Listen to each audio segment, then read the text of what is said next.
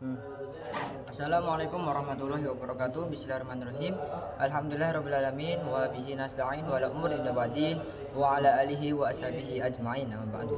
Yang terhormat kepada Abi Hanif dan Umi Ida selaku pengasuh dan direktur Pondok Pesantren Al-Qur'an Supercamp La Roiba Hanifida, dan yang saya hormati juga kepada Miss Zumratul Hasanah selaku guru matematika dan kepala madrasah Sanawiyah La Roiba Hanifida Al-Quran. Yang terhormat juga kepada guru-guru Laribah Hanifida, dan yang terhormat kepada orang tua saya dan saudara-saudara saya. Kali ini saya akan mempresentasikan atau menjelaskan yaitu tentang penyajian data ya, tentang penyajian data. Cabang pertama itu ada pengertian. Pengertiannya itu datum, yaitu data tunggal. Berarti yang disebut datum itu data tunggal ya, yaitu datum itu per item, misalnya namanya sendiri, misalnya namanya Wildan Mukid ya, itu namanya sendiri. Terus kalau per item itu misalnya umurnya misalnya 15 tahun, itu sendiri. Pokoknya dia tuh per item, tidak langsung data banyak.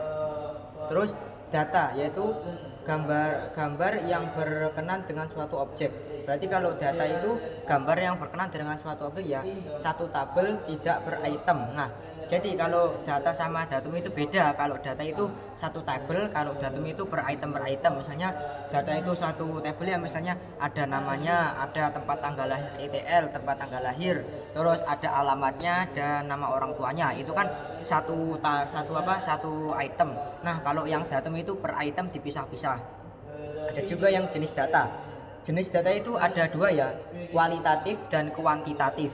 Yaitu yang kualitatif yaitu data berupa kata-kata, yaitu misalnya kualitas ya, misalnya Aula Hanifida ini kualitasnya lumayan bagus. Nah, itu menurut kata-kata ya. Terus ada juga Pondok Pesantren La Roiba Hanifida pelajarannya sangat bagus juga. Nah, kualitasnya sangat bagus itu juga.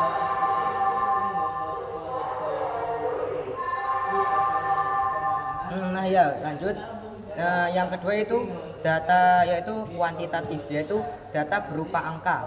Yaitu data berupa angka ya. Misalnya yaitu data berupa angka. Data tidak berupa angka Wildan sangat, yaitu berupa angka ya.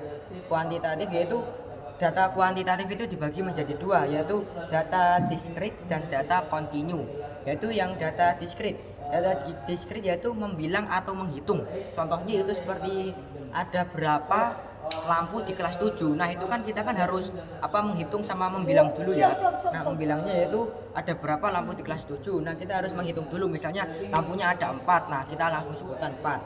Ada juga yang data kontinu, yaitu melalui pengukuran. Nah, kita kan kalau tidak tahu itu kan mengukur ya, misalnya ada misalnya yaitu berapa panjang meja di kelas 7, itu kan mejanya banyak, kita tidak bisa menghitungnya dengan langsung. Nah, itu kita harus ukur dulu. Berarti kita harus mengukur berapa panjang meja yang ada di kelas 7. Yaitu data kontinu melalui pengukuran, tidak melalui membilang atau menghitung. Dan terakhir yaitu penyajian data. Data itu dibagi menjadi 5 ya, yaitu piktogram, tabel distribusi frekuensi, diagram batang, diagram lingkaran, dan diagram garis. Yang pertama itu yaitu piktogram, yaitu menggambarkan dengan simbol. Yaitu misalnya simbolnya misalnya bintang ya. Setiap satu bintang itu melambangkan 10 orang. Nah, misalnya di Hanifida itu kan ada angkatan. Nah, misalnya angkatan 11 itu jumlahnya ada 20 orang. Nah, berarti kita kasih bintang 2 karena kan tadi si bintang 1 melambangkan 10 orang. Berarti kalau 2 20 orang. Ada juga yang misalnya angkatan 12 berarti ada 15 orang. Berarti bintangnya 1 sama setengah nggak jadi ya. Berarti 15 orang. Dan ya juga angkatan 13 yaitu ada 30 orang, berarti bintangnya ada 3 karena setiap bintang melambangkan 10 orang. Lalu ada juga itu tabel distribusi frekuensi. Yaitu tabel distribusi frekuensi yaitu misalnya dari jenis kelamin. Jenis kelamin laki-laki itu ada 5 ya, misalnya kita hitung dulu, kan kita tidak bisa mengetahui, berarti kita hitung dulu, dan perempuannya begitu pula. Lalu ada juga diagram batang. Berarti diagram batang itu dia itu menempatkan dengan tinggi sama rendahnya ya. Misalnya tinggi sama rendahnya itu kayak gini nih guys.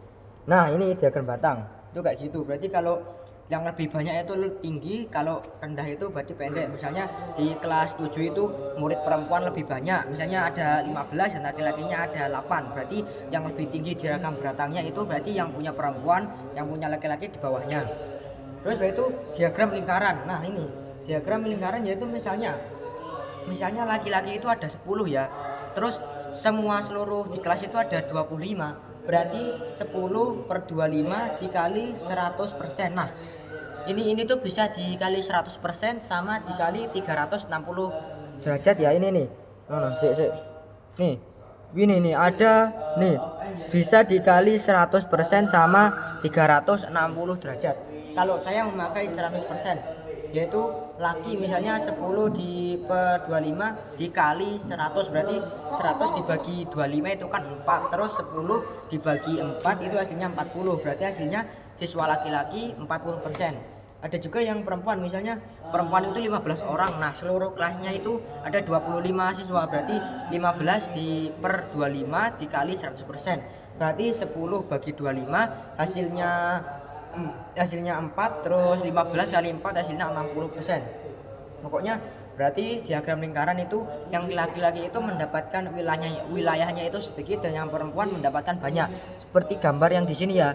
Ini laki-lakinya mendapatkan sedikit dan perempuannya mendapatkan banyak. Yang terakhir yaitu diagram garis. Dan diagram garis itu menunjukkan kayak tadi juga.